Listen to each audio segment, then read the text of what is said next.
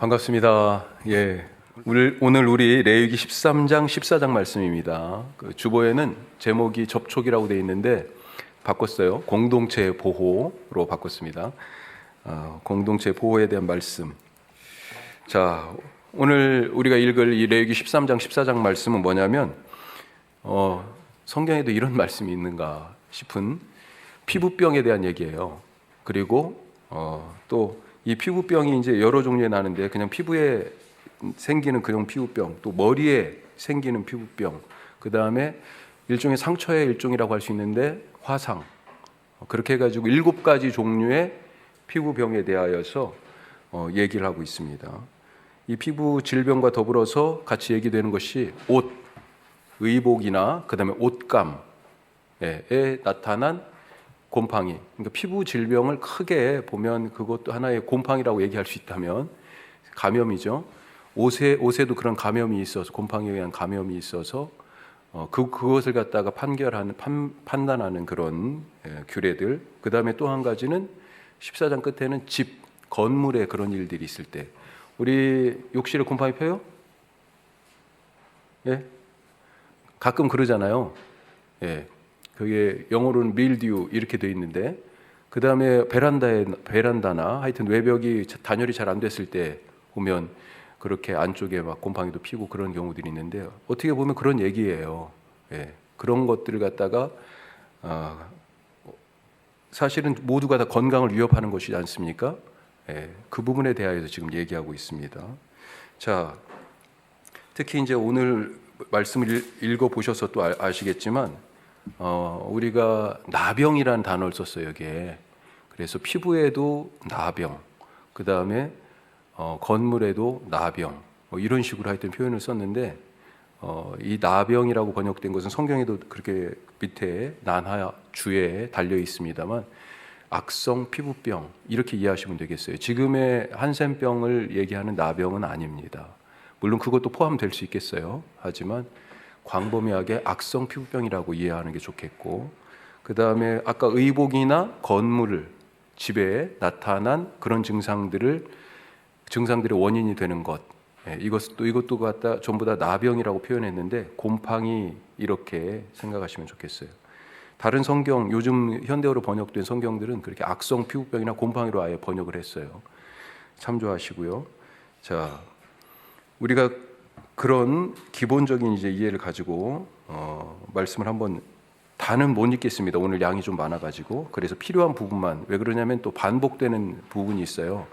기본 틀거리는 다 똑같고, 반복되는 부분들은 나중에 집에 가셔서 다시 한번 읽어보시기 바라고요. 먼저 13장 말씀을 대충 우리 그 구조의 내용을 먼저 한번 살펴보고 나서 말씀을 읽어보도록 하겠습니다.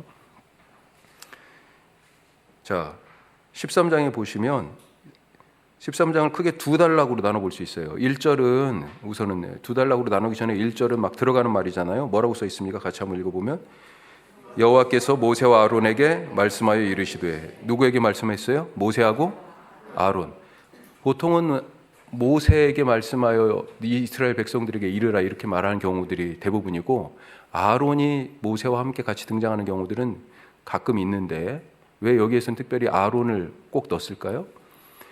이 사람이 피부병이 정하다, 정결하다 혹은 부정하다, 집이 혹은 의복이나 옷감이 곰팡이 때문에 정결하다, 부정하다라고 판결을 누가 해요?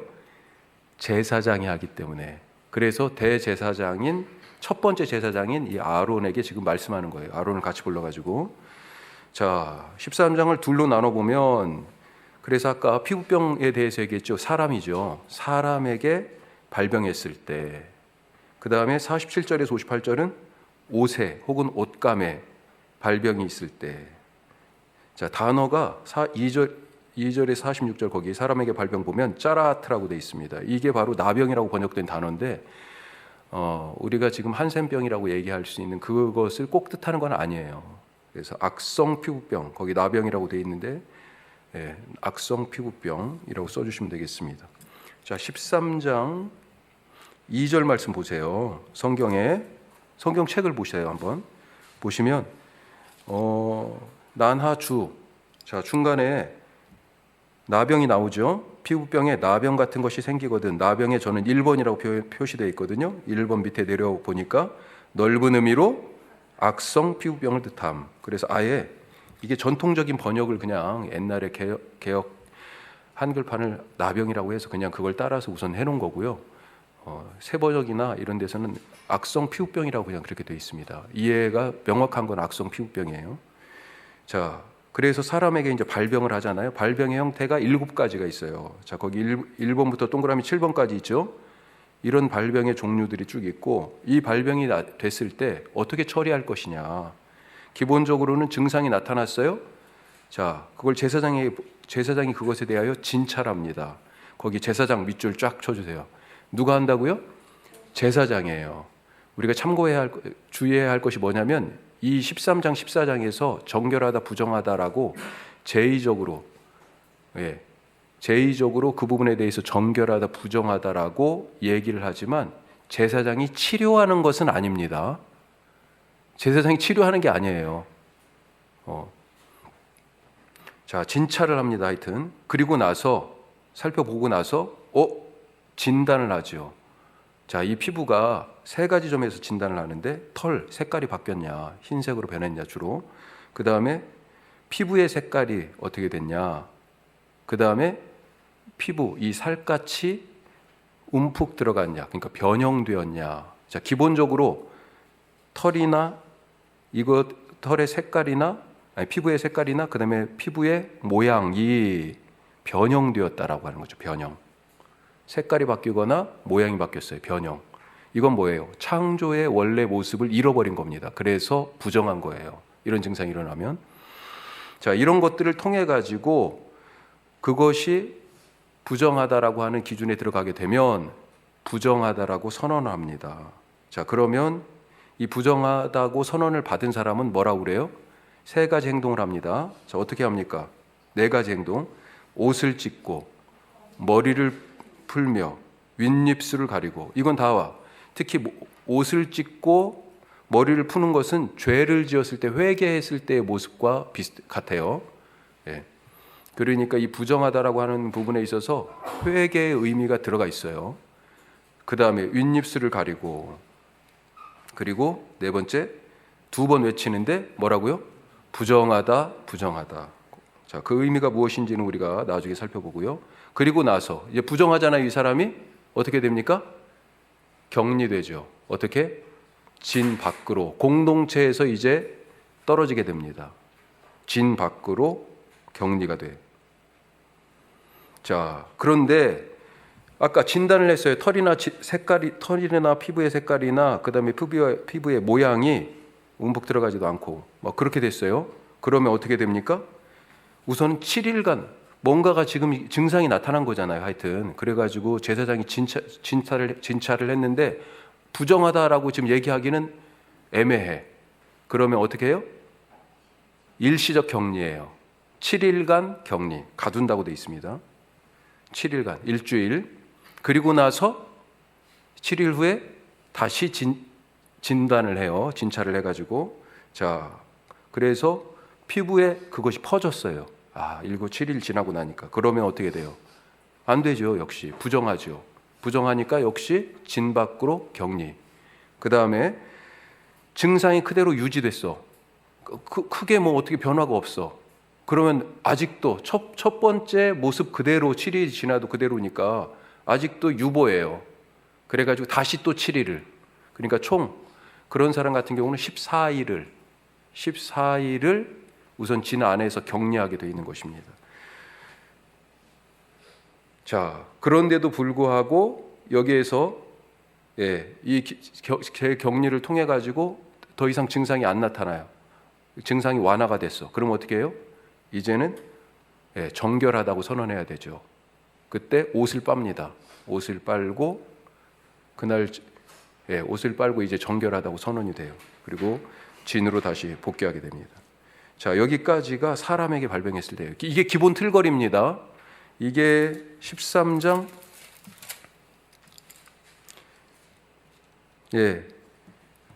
17절 정도까지를 제가 지금 크게 우선은 두 가지 경우, 피부병이 7가지 증상이 있다고 그랬는데 두 가지 경우에 대하여서 정리를 같이 한 거예요. 자, 이런 개념을 가지고 우리가 말씀을 한번 읽어보도록 하겠습니다. 자, 우리 13장, 그래서 뒷부분 7가지 경우인데 대부분의 다 처리가 비슷해요. 증상만 다르고 그렇기 때문에 앞에 두 종류만 한번 읽어보도록 할게요. 자, 13장 1절에서 그래서 17절까지 말씀이에요. 자, 17절까지 같이 읽겠습니다. 여호와께서 모세와 아론에게 말씀하여 이르시되 만일 사람이 그의 피부에 무엇이 돋거나 뾰루지가 나거나 색점이 생겨서 그의 피부에 나병 같은 것이 생기거든 그를 곧 제사장 아론에게나 그의 아들 중 한 제사장에게로 데리고 갈 것이요 제사장은 그 피부의 병을 진찰할지니 환부의 털이 휘어졌고 환부가 피부보다 우묵하여졌으면 이는 나병의 환부라 제사장이 그를 진찰하여 그를 부정하다 할 것이요 피부에 색점이 희나 우묵하지 아니하고 그 털이 희지 아니하면 제사장은 그 환자를 이레 동안 가두어 둘 것이며 이레 만에 제사장이 그를 진찰할지니 그가 보기에 그 환부가 변화하지 아니하고 병색이 피부에 퍼지지 아니하였으면 제사장이 그를 또 이레 동안을 가두어 둘 것이며 이레 만에 제사장이 또 진찰할지니 그 환부가 열버졌고 병색이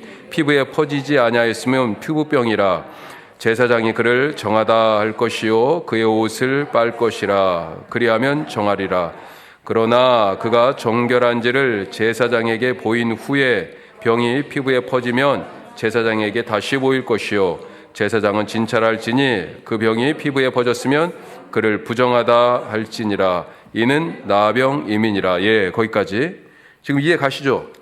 예, 제사장이 진찰을 하고 제사장이 데리고 가고 진찰을 하고 그리고 한 번 7일 또 어떤 경우는 한 번 더 7일 격리해 가지고 털이나 피부나 그다음에 피부에 우묵한 뭐 그런 상태들을 통하여서 정하다 부정하다라고 그 병에 대하여 진단을 합니다. 자, 그리고 9절부터는 이제 이게 지금 나병이라고 자꾸 똑같이 번역돼 가지고 나중에 최소한 표준 세번역 성경 혹은 공동 번역으로 같이 한번 다시 읽어 보시기 바래요. 자, 9절부터 17절까지는 뭐냐면 미리 말씀드리면 일종의 우리가 백반증이라고 아세요? 예. 그래서 이렇게 피부가 일부가 이렇게 하얗게 되는 거 있잖아요. 그러니까 이게 피부에 어떤 증상이 나타난 거니까 이거 격리해야 되는 그런 병 아니야? 이제 그렇게 되잖아요. 일부만 만약에 그렇게 되면 그렇게 될 수 있는 거예요. 그런데 온몸에 생겨 그게. 그건 뭐예요? 이건 확실하게 백반증이에요. 백반증은 멜라닌 색소가 파괴된 거랍니다. 예, 그래가지고 이거는 피부병이 아니죠. 멜라닌 색소가 파괴된 거예요. 그래서 사실은 피부병이 아니고 색깔만 바뀐 거예요. 그래서 온몸에 그것이 퍼졌으면 정결하다. 뭐 이런 얘기가 나와요. 예. 자, 우리 9절에서 17절까지 한번 보겠습니다. 같이 시작. 사람에게 나병이 들었거든 그를 제사장에게로 데려갈 것이요 제사장은 진찰할지니 피부에 흰 점이 돋고 털이 휘어지고 거기 생살이 생겼으면 이는 그의 피부에 오랜 나병이라 제사장이 부정하다 할 것이요 그가 이미 부정하였은즉 가두어 두지는 않을 것이며 제사장이 보기에 나병이 그 피부에 크게 발생하였으되 그 환자의 머리부터 발끝까지 퍼졌으면 그가 진찰할 것이요 나병이 과연 그의 전신에 퍼졌으면 그 환자를 정하다 할지니 다 휘어진 자인즉 정하거니와 아무 때든지 그에게 생살이 보이면 그는 부정한즉 제사장이 생살을 진찰하고 그를 부정하다 할지니 그 생살은 부정한 것인즉 이는 나병이며 그 생살이 변하여 다시 휘어지면 제사장에게로 갈 것이요 제사장은 그를 진찰하여서 그 환부가 휘어졌으면 환자를 정하다 할지니 그는 정하니라. 아멘. 이게 지금 좀 상당히 복잡한 것처럼 느껴지는데 그 백반증과 연결해서 생각하시면 이해가 조금 쉬워요. 그러니까 분명히 백반증인데 여기가 새로운 살이 난 것처럼 그러니까 색깔이 또 다시 변하는 거죠. 그러면 뭐예요? 이거 백반증이 아닌 것일 수 있잖아요. 그래서 부정하게 되는 거예요. 새살이 돋았는데, 생살이 돋았는데, 그런데 그것이 다시 좀 지나서 백반증같이 다시 피부 색깔이 바뀌었다. 그러면 뭐예요? 아, 이건 백반증이구나. 바로 그 얘기입니다. 그래서 머리부터 발끝까지 이것이 퍼졌는데도 불구하고 왜 정하다라고 하냐라고 하는 그런 얘기. 그 다음에 11절, 이는 그의 피부에 오랜 나병이다. 제사장이 부정하다 할 것이요 그가 이미 부정하였은즉 가두어 두지는 않을 것이며. 오랜 나병, 만성인데 왜 이 사람은 부정하지만 가두어 두지는 않아요? 격리는 안 해요? 이것도 좀 이상하죠. 예, 오랫동안 이미 만성, 지금 공동체 안에서 살고 있었어요. 그런데도 전염성이 없다는 거지. 그런 의미예요. 그러니까 같이 살아도 돼. 부정하긴 하지만 격리는 따로 안 시킨다. 그런 얘기로 이해할 수 있겠어요. 그러니까 감염과 관계된 그런 얘기도 같이 지금 포함되어 있는 겁니다. 자, 이렇게 지금 두 가지 경우를 읽었고 18절에 보면 피부에 종기가 났을 때, 그렇죠? 그 다음에 24절에 보면 피부가 불에 되었을 때, 29절에 옴에 대한 얘기입니다. 그 다음에 38절에 보시면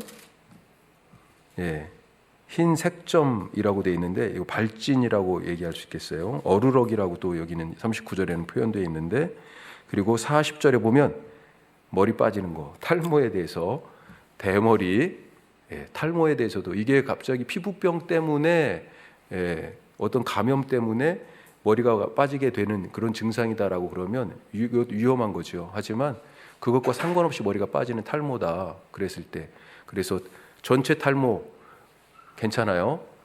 앞머리 탈모, 이것도 괜찮다고 돼 있습니다. 거기에 보면. 자, 그런 경우들에 대하여서 말씀을 쭉 하고 있습니다. 그리고 나머지는 거의 다 비슷해요. 45절, 46절. 자, 45절, 46절. 이 사람의 피부에 나는 그 피부병에 대한 부분들을 정리하는 말씀이에요. 45절, 46절 같이 읽습니다. 나병 환자는 옷을 찢고 머리를 풀며 윗입술을 가리고 외치기를 부정하다, 부정하다 할 것이요 병 있는 날 동안은 늘 부정할 것이라. 그가 부정한즉 혼자 살되 진영 밖에서 살지니라. 아멘. 참, 어떻게 했어요? 혼자 사는 그 모습이 일주일 전까지만 해도 지금 같이 살았잖아요. 자, 조금 이따 다시 한번 생각해 보고요. 자, 그 다음에 옷에 곰팡이가 피었을 때, 옷감에 그랬을 때, 47절에서 58절까지 말씀입니다. 자, 이런 경우에 어떻게 해요? 우선 진찰을 해요. 이런 증상이 나타났어요. 곰팡이가 피면 이렇게 색깔이 바뀌잖아요. 그렇죠? 이런 증상이 나타났어요 하고 제사장에게 가져옵니다. 제사장이 보고 우선은 7일간 보관합니다. 이걸 7일간. 그래서 이것이 정말로 그런 것인지 전염성이 있는 그런 곰팡이인지 일주일간 보관하고 나서 이게 퍼졌으면 안 되잖아요. 그렇죠? 부정하다라고 선언하고 이걸 어떻게 할까요? 이 옷감이나 옷을 불살라 버립니다. 락스가 없잖아요. 불살라요. 자, 이건 뭐예요? 전체적으로 공동체를 보호하는 방식이에요. 사실은 누구를 격리하기 위한 게 목적이 아니고요. 사실은 공동체를 보호하려고 하는 행위예요.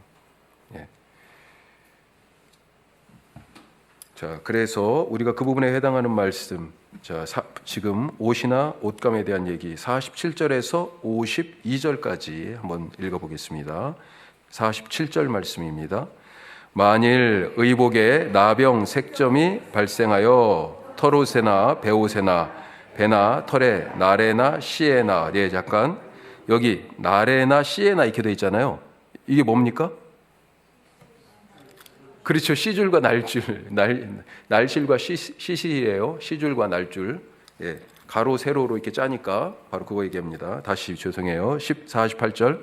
배나 털에 나래나 씨에 혹 가죽에나 가죽으로 만든 모든 것에 있으되 그 의복에나 가죽에나 그 나래나 씨에나 가죽으로 만든 모든 것에 병색이 푸르거나 붉으면 이는 나병의 색점이라 제사장에게 보일 것이요 제사장은 그 색점을 진찰하고 그것을 이레 동안 간직하였다가 이래 만에 그 색점을 살필지니 그 색점이 그 의복의 나래나 시에나 가죽에나 가죽으로 만든 것에 퍼졌으면 이는 악성 나병이라. 그것이 부정함으로 그는 그 색점 있는 의복이나 털이나 배의 날이나 씨나 모든 가죽으로 만든 것을 불사를 지니 이는 악성 나병인즉 그것을 불사를 지니라. 아멘. 이해되시죠? 워낙 정리를 잘 해놔가지고 노트에. 예. 예. 그 다음도 마찬가지입니다. 예.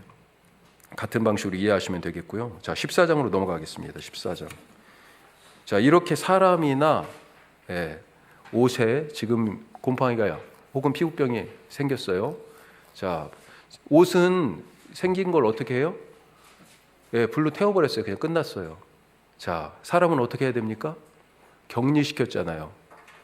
그런데 이 격리됐던 사람이 시간이 지나서 나았어요. 제사장이 치료한 게 아니에요. 하여튼 나았어.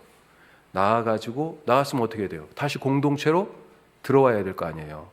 공동체로 복귀하는 그런 방식을 정결의식 이렇게 얘기할 수 있는데 공동체로 복귀하는 것에 대한 정결 규례가 14장에 나와 있습니다. 그리고 14장 뒤쪽에는 아까 앞에는 사람의 악성 피부병에 대해서 그 다음에 옷에 대해서 얘기한 것처럼 이번에는 사람이 회복되는 정결의식에 대해서 그 다음에 14장 뒤는 집에 그런 곰팡이가 폈을 때의 경우 그렇게 얘기하고 있어요. 자, 여기 사람이 공동체로 다시 복귀하는 정결 규례를 잠깐 살펴보면 내용을 한번 먼저 보고 읽겠습니다. 자, 지금 진영 바깥에 지금 격리돼서 나갔었잖아요. 그렇죠? 그래서 지금 들어오면 안 돼요. 나왔는지 안 나왔는지 누가 판단해요? 제사장이. 그래서 제사장이 진영 바깥으로 나갑니다. 가서 진찰을 해요. 자, 진찰을 해봅니다. 그리고 다 나았어. 그런 증상이 없어졌어요. 그럼 복귀해야 되죠. 어떻게 합니까? 새 2마리가 필요해. 정결한 새 2마리. 보통 우리가 제사 드릴 때 앞에 어떤 새를 했어요? 비둘기, 산비둘기 혹은 집비둘기라고 번역된 그 새를 했죠. 똑같습니다. 그렇게 새 2마리인데 정결한 앞에 뭐라고 써 있냐면 살아있는 이라고 돼 있어요. 살아있는.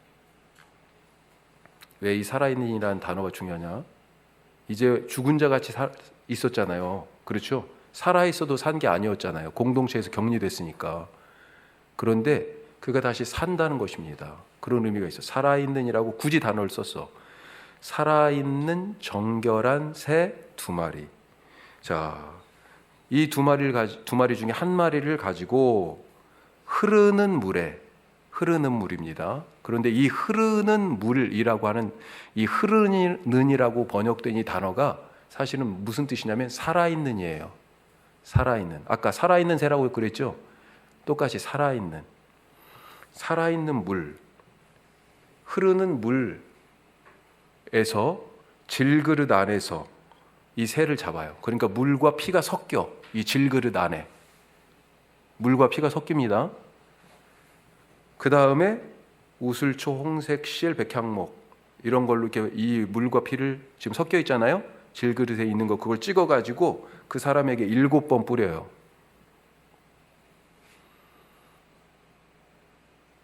자, 그리고 나서 이 사람은 어떻게 해요? 이제 정결을 하게 지금 되는 과정이에요. 옷을 빨고, 그 다음에 몸에 털을 밀고, 그 다음에 몸에 털을 밀어서 그 다음에 온 몸을 물로 씻고 이 3가지를 반복합니다. 그리고 우선은 진 안으로 들어와요. 그리고 자기 집이 있잖아. 원래 그 자기 집에서 바깥으로 나오지 않고 7일간 머물릅니다. 7일간. 자, 그렇게 7일째 되는 날, 7일째. 아까 진 안으로 들어올 때 옷을 빨고 몸에 털을 밀고 그다음에 물로 씻었잖아요. 몸을 똑같이 한 번 더 합니다. 그리고 나서 8일째 아직까지는 공동체로 지금 들어오지 않았어요. 자기 집에만 있는 거잖아. 진 안으로 들어오긴 했지만 이제 공동체 안으로 들어오는 날이에요. 8일째.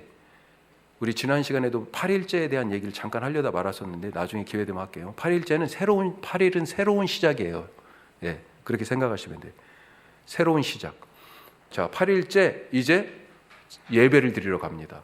성소에 가서 4가지 예배를 드려요. 속죄제, 번제, 소제를 드리는데 그것보다 앞서서 뭘 드려요? 속건제라고 하는 제사를 드려요. 그리고 이 속건제가 말씀에 보면 아주 자세하게, 다른 제사는 그냥 이름만 나와 있어요. 그런데 속건제는 자세하게 나와 있습니다.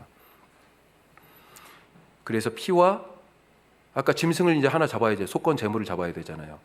그 속건 제물의 피를, 참 왜 그랬는지 뭐 해석이 다 있습니다만 뭐 그런 얘기를 여기서 하기는 그렇고, 찍어가지고 오른쪽 귓불이, 그 다음에 오른손, 오른 엄지손, 그 다음에 여기에 발라요. 그 다음에 오른 엄지 발가락에 바르고, 그 다음에 기름을 똑같이 오른 귓불이에다, 그 다음에 오른손 엄지, 오른발 엄지 발가락에 똑같이 기름을 바르고, 나머지는 머리에 발라 기름을요. 그렇게 해가지고 속건제를 드리고, 나머지 속죄제, 번제, 소제를 드려서 공동체로 드디어 복귀합니다. 언제? 8일째. 자, 아까 새 한 마리는 흐르는 물에 잡았잖아요. 그렇죠? 그 안에 질그릇에서 잡았잖아요. 나머지 새 한 마리, 원래 2마리 있잖아요. 살아있는 정결한 새 2마리. 한 마리는 들에 가가지고 날려버립니다. 이건 나중에 16장에 보면 아사셀의 염소라고 염소 한 마리를 대속죄일에 저기 광야 깊은 곳에 가가지고 보내는 그런 의식이 있는데 비슷한 거라고 보면 되겠어요. 죄를 가지고 아예 가버리는 거예요. 그런 개념으로. 자, 마저 다 하면요.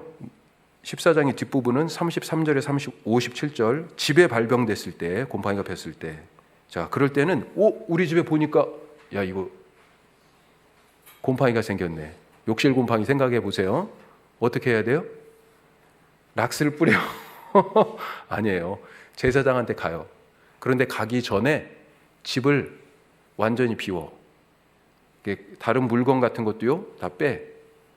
그렇게 해가지고 집을 정리를 해놓고 제사장에 가서 우리 집이 지금 상태가 이렇다라고 얘기하는 걸로 돼 있습니다.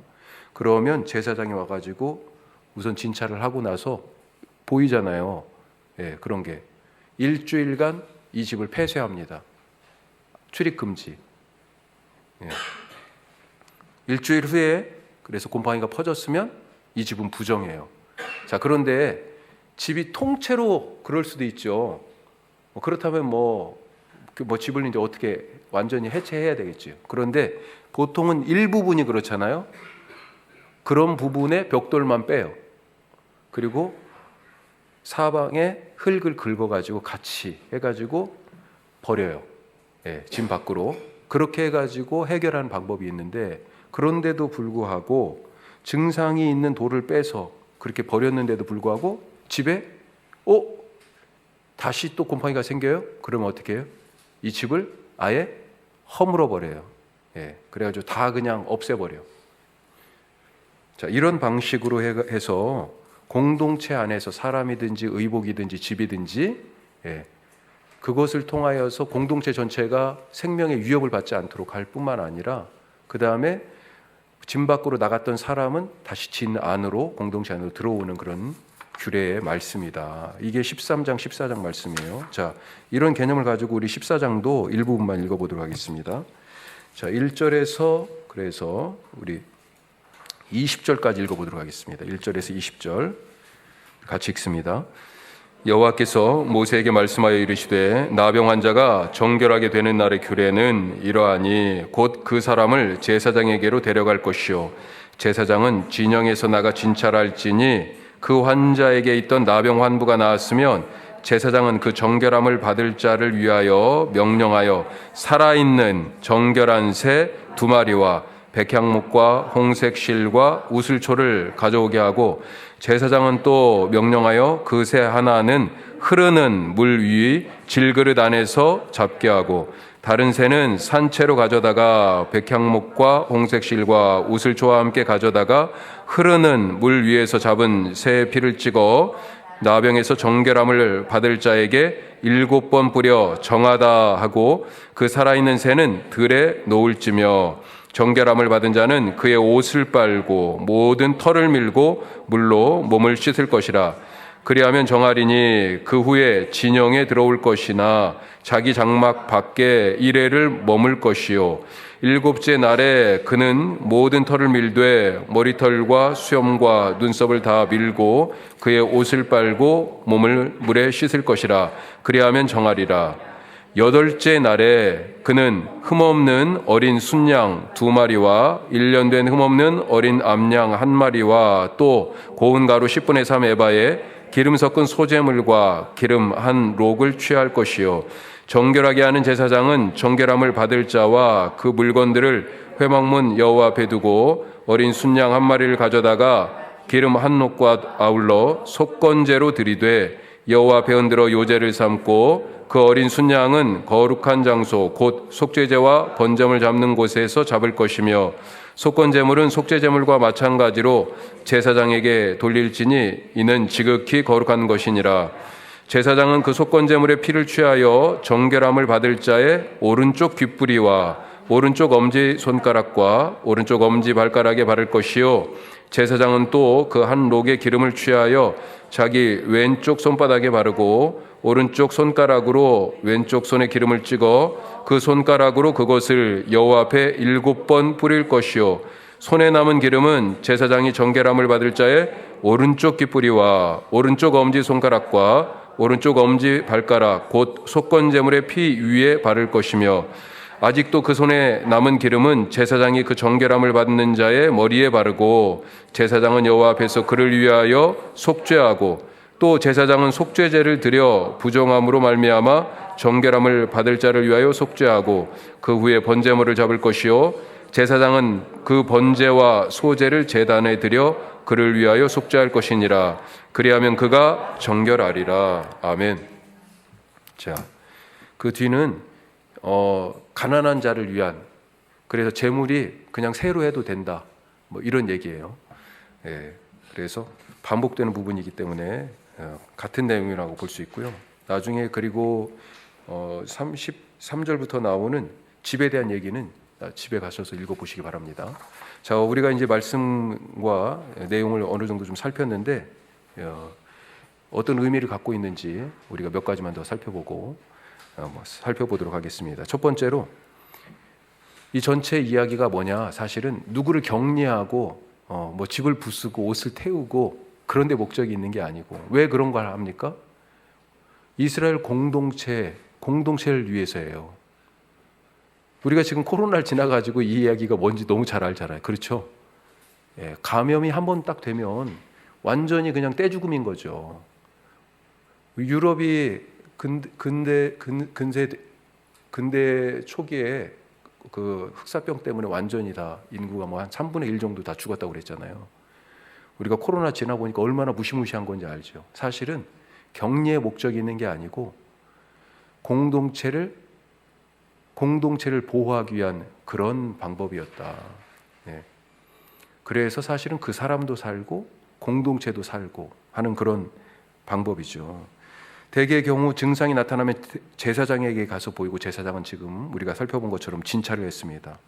당장 판별할 수 없을 때는 유보했죠. 7일간의 격리 기간이 있었고, 그리고 7일 후에도 진찰을 했는데 아직도 분명하지 않으면 다시 또 7일을, 그래서 총 14일을 그렇게 격리하고 진단하는 데 신중을 가했다라고 볼 수 있습니다. 자, 그런데 그렇게 해가지고 그런 과정을 통해서 부정하다라고 그렇게 판명이 되면 어떻게 해요? 우리 아까 읽었습니다만 45절 46절 말씀, 그 환자는 옷을 찢고 머리를 풀고 그리고 윗입술을 가리고 2번 외쳤죠. 부정하다, 부정하다. 자, 그러면서 이제 격리가 됐는데, 자, 이와 같은 일들을, 이런 행위들을 특별히 이렇게 가리고 부정하다, 부정하다. 지금 누가 부정하다는 거예요? 내가 부정하다고 얘기하는 거죠. 상당히 참 쉽지 않았을 것 같아요. 그렇죠? 왜 그랬을까? 굳이 우선은 이 행위 자체가, 이 부정하다라고 하는 것이 아까 옷을 찢고 머리를 풀어헤치고, 이건 회개할 때 나타나는 전형적인 모습입니다. 그래서 기본적으로 형벌에 대한, 죄에 대한 어떤 부분에 대하여서 하는 행위다라고도 그렇게 볼 수 있습니다. 자, 하지만 오늘 우리가 지금 대충 말씀을 완전히 다 읽지는 않았지만, 띄엄띄엄 봤지만 쭉 13장, 14장을 보면 죄라는 단어가 거의 없어요. 이런 피부병이 걸린 것이 죄다, 죄 때문이다, 옷감에 곰팡이가 쓴 것, 집에 그렇게 곰팡이가 된 것이 죄와 관계에 대해서 얘기하지 않고 있어요. 사실은. 물론 그렇다고 전혀 관계가 없다라고 얘기할 수는 없습니다. 나중에 복귀하는 의식 때 속건제, 속죄제 이런 것들을 드리잖아요. 그렇기 때문에 그렇다라고 단정할 수는 없지만 기본적으로 13장, 14장에 이것을 죄하고 연결해서 얘기하고 있지는 않다. 그리고 속건제, 속죄제도 기본적으로는 정결제예요. 예를 들면 이런 거죠. 누구 죽은 사람하고 한 공간에 있었어. 나도 모르게. 그렇죠. 시체를 접촉할 수밖에 없어. 장례식장도 가야 되고. 누가 죽었으면, 친족이 죽었으면 가야 되잖아요. 그럼 그 사람은 저녁까지 부정하다 이렇게 돼 있습니다. 그리고 그 부정을 씻는 규례들이 또 따로 있었어요. 뭐 몸을 씻든지 옷을 빨든지. 자, 그런데 이와 같은 것들이 일종의 그런 제의적 부정이라는 거예요. 죄가 아니고. 그 제의적 부정을 씻는 의식으로서의 속죄죄와 속건제를 생각해 볼 수 있다. 자, 그러면 부정하다라고 하는 실제적인 의미는 뭘까? 사실은 현실적인 부분이었다라고 보여지는 거예요. 뭐냐면 다른 사람들이 이미 감염된 나 때문에 어떤 물건이나 다른 사람이 다시 감염되지 않도록 하기 위하여 오지마 라고 하는 얘기죠. 사실은.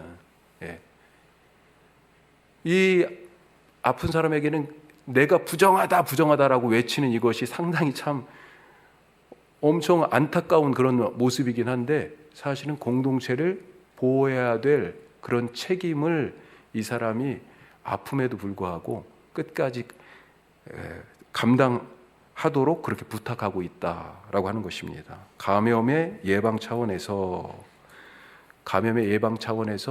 라고 하는 현실적인 부분이 여기에 포함되어 있다. 그리고 그것의 구체적인 마지막에 적극적인 행동이 뭐예요? 진 밖으로 내보내는 거죠. 내 사랑하는 가족이지만 공동체를 보호하기 위하여 나가야 되는 거예요. 그렇죠. 우리 코로나 때 그렇게 격리할 때 정말 너무 안타깝지 않았어요? 지금도 가끔 그런 경우가 있어요. 아직 끝난 게 아니죠. 막 뉴스에 잘 안 나와서 그렇지. 그래서 집에도 가만히 따로 밥 갖다 주고 막, 그때는 정말 더 아주 심각하게 우리가 인식하고 막 그러지 않았습니까? 공동체를 위한 희생이라고 볼 수 있겠어요. 자, 두 번째, 우리가 모두가 인식하고 있지만 이 모든 것들이 갑자기 막 그런 게 아니고 어디에서부터 시작했어요? 작은 것에서부터 시작했어요. 작은 것 하나, 거기서부터 주의하자. 환자를 부정하다라고 하는 이유 중에 마지막 또 한 가지 이유가 뭐냐? 생명이 잘못하면 이러다가 생명을 잃을 수 있기 때문에. 원래는 잔 기침으로 시작했는데 그것이 큰 병이 되잖아요.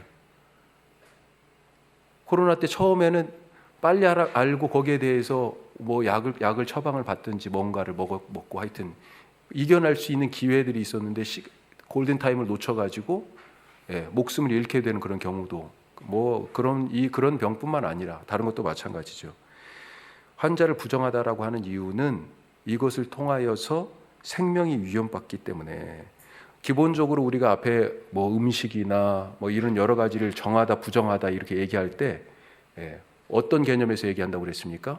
생명과 가깝냐, 생명과 뭐냐. 가장 적극적인 부정은 뭐예요? 죽음이에요. 죽음. 그래서 몸에서 무엇이 빠져나가는 것, 이제 15장 뒤에 보면 15장에는 피의 유출, 체액의 유출 뭐 이런 게 나오는데 이런 것들이 다 부정이에요. 왜? 다 생명 있는 것이 그것이 빠져나가는 거거든요. 그렇기 때문에 그런 경우는 다 부정이라고 표현합니다. 그런데 이 감염으로 인하여서 어때요? 건강을 잃고 생명이 사실은 빠져나가는 거죠. 생명으로부터 점점 멀어지기 때문에 부정한 것입니다. 그런데 이것이 어디에서 시작돼요? 작은 것에서부터 시작된다. 우리의 영적 삶에서도, 우리의 공동체 생활 속에서도 사실은 그렇다는 거죠. 작은 오해에서부터 공동체가 무너져. 제가 그런 얘기를 들었습니다. 지난 아마 작년인가 재작년인가 성탄절 즈음에 우리 교회 많이 해요. 예. 그 교회에 이제 그 교역자들 말고 교회에서 사례비를 주는 그런 사역자들이 있었어요. 예를 들면 음악 사역자들 사례비도 주고 하는 그런 대부분의 교회들이 그러지 않습니까? 그런데 거기에 피아노 반주자, 예, 우리 하경이도 무료 봉사인데 피아노 반주자 2부 예배는 반주자가 사례비가 받는데 1부 예배는 자원봉사예요. 예. 그런데 페이를 받는 그런 봉사자들한테 케이크를 하나씩 다 줬대요. 그리고 페이를 안 받는 사람들한테는 교회에서는 뭘 생각했냐면 무슨 상품권을 준비한 거예요. 그런데 미리 그걸 얘기하지 않고 우선은 페이를 받는 사역자들한테 주일날 케이크를 다 준 거예요. 그러니까 자기는 자원봉사로 일하던 이분이 그곳에 이제 상처를 받은 거지. 아니, 저 사람들은 페이도 받는데 선물도 받았어. 연말에 수고했다고. 그런데 자기는 아무것도 없는 거야. 야, 갑자기 마음에 그걸 바라고 있었던 건 아니지만 마음에 갑자기 너무 이상한 거죠. 그런데 사실 교회에서는 뭐 했어요? 다른 걸 준비해 놓고 있었거든. 그것이 서로 이제 오해가 됐어. 그래가지고 그 불을 끄느라고 그 교회에서 아주 힘들었습니다. 별거 아닌 일인데, 아주 자그마한 것인데, 먼저 말만 한번 해줬어도 이분한테 그렇게 오해할 일도 없었고, 또 이분도 사실은 그런 마음이 아니고 지금까지 정말로 기쁨으로 그렇게 자원해서, 그것도 주일 1부니까 더 일찍 일어나야 되잖아요. 그렇게 섬겼는데 이 작은 일 하나 때문에 목사님과 성도 간에 또 그 일을 맡은 부서에서 다른 성도들 사이에 막 이제 오해가 생기고 막 별것 아닌 일에 그럴 수 있다는 거죠. 작은 일 하나가 공동체를 무너뜨리잖아요. 예. 그런 곰팡이 같이 작은 것 하나, 그것이 우리 공동체를 어찌할 수 없는 그런 강건함이 우리 가운데 있기를 간절히 바랍니다. 자, 세 번째, 격리됐는데 그걸로 끝났어요? 아니죠. 회복시키셨죠. 회복시켜.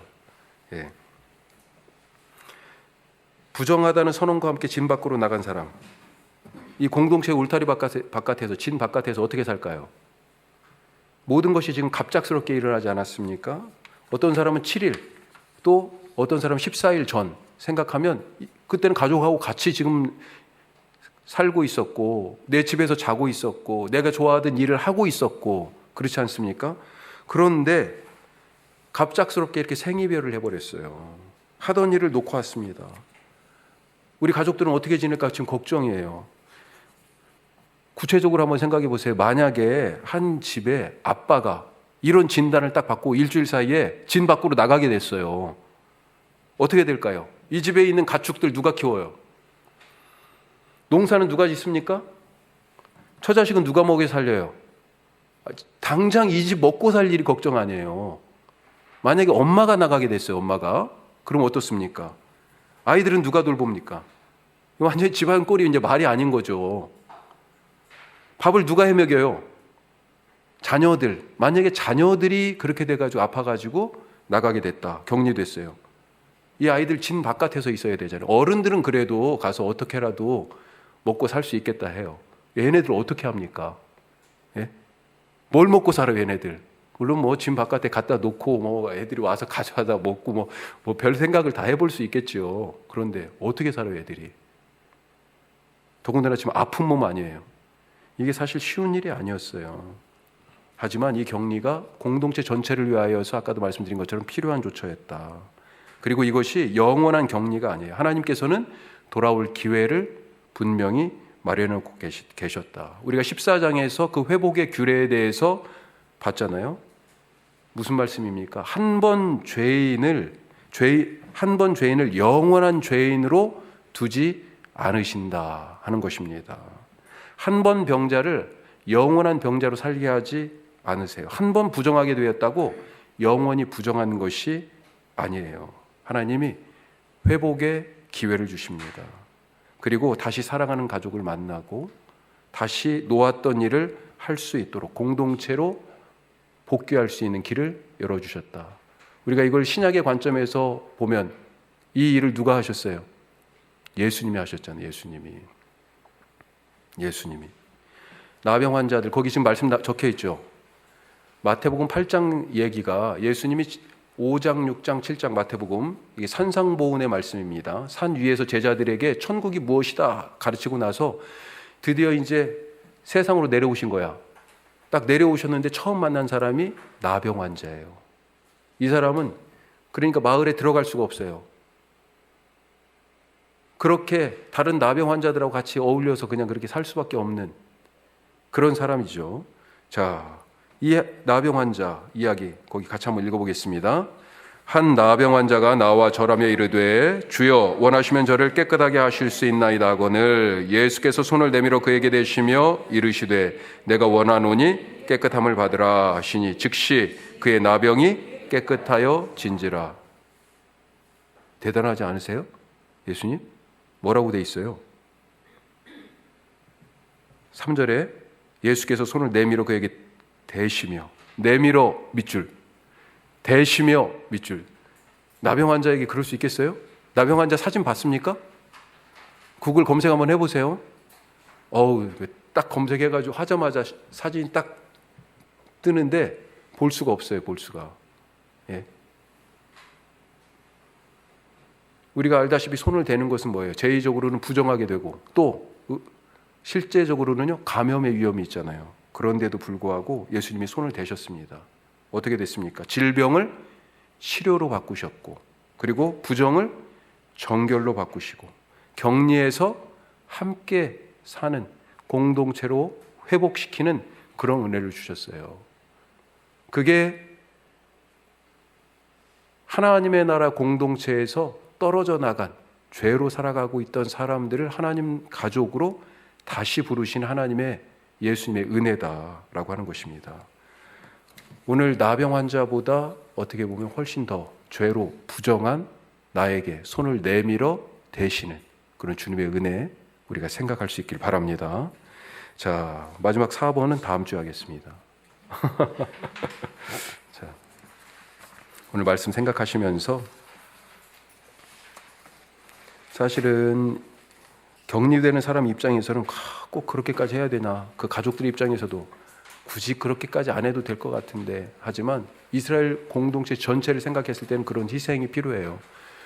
우리의 신앙생활의 삶에서 우리에게도 때로는 그런 부분들이 있지 않습니까? 목사님 대충 그냥 넘어갔으면 좋겠는데, 우리 적당히 하고 그냥 넘어갔으면 좋겠는데, 하지만 공동체 전체를 위하여서 때로는 감수해야 될 그런 부분들이 있을 때 있습니다. 공동체가 격리되었다고 그것이 끝이 아니에요. 예수님께서는 다시 손을 내밀어 그를 다시 공동체 안으로 부르셨습니다. 손을 내밀어 대시고 그 환자를 건강한 몸으로, 그 부정을 정결로, 그 소외와 격리를 공동체에 함께하는 삶으로 회복시키신 은혜, 주님 우리에게도 그런 은혜가 있게 하여 주옵소서. 무엇보다도 내가 바로 하나님의 나라에서 소외되었던, 격리되었던, 하나님의 나라에서 멀었던 사람입니다. 그렇지만 예수님이 내게 손을 내밀어 대시는 것을 믿습니다. 항상 찾아오셔서 나병 환자를 만져주셨듯이 내게 손을 대십니다. 주님 그 은혜를 잊지 않고 그 은혜 가운데 살게 하옵소서. 우리 말씀을 생각하면서 그리고 이 기도 제목으로 잠깐 함께 기도하겠습니다. 기도하십시오.